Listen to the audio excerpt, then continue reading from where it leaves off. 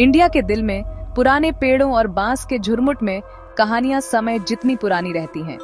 हवा में फुसफुसाती जुगनुओं की पीठ पर सवार ऐसी ही एक कहानी नागिन की चौड़ी आंखों और धीमी आवाज में सुनाई जाती है।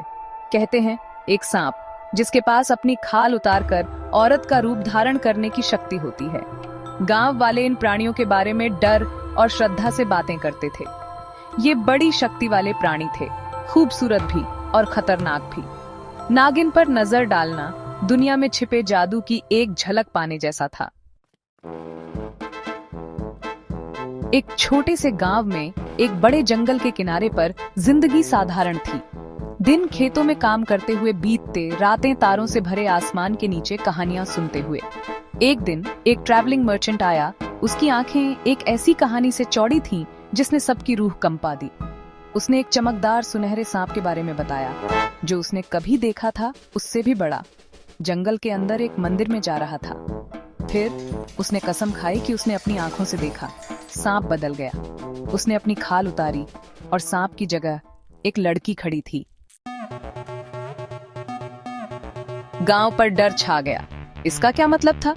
ये अच्छा शगुन था या बुरा? गांव के बुजुर्ग चिंता की रेखाओं से भरे चेहरों के साथ मंदिर जाने का फैसला किया। वे सावधानी से आगे बढ़े। उनके दिल उनकी छाती में ढोल की तरह धड़क रहे थे। वहां मंदिर के तालाब के पास एक जवान लड़की बैठी थी। उसकी आंखें बड़ी और काली थीं। उसके बाल लंबे और रात जैसे काले थे।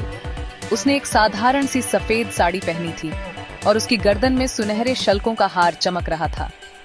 गांव वालों ने हाँफते हुए कहा, ये कोई आम लड़की नहीं थी, ये नागिन थी। गांव वाले डरे हुए थे, लेकिन नागिन ने शहद जैसी मीठी आवाज में बात की।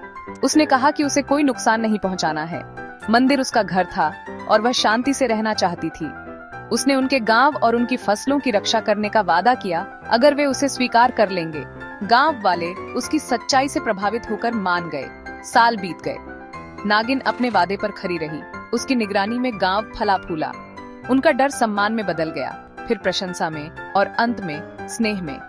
नागिन जो कभी आतंक का विषय थी, उनकी रक्षक, उनकी गार्डियन एंजल बन गई। नागिन की कहानी हमें याद दिलाती है कि जादू मौजूद है, सबसे अनपेक्षित जगहों पर भी, और कभी-कभी जिससे हम सबसे ज्यादा डरते हैं वही हमारा सबसे बड़ा आशीर्वाद बन सकता है।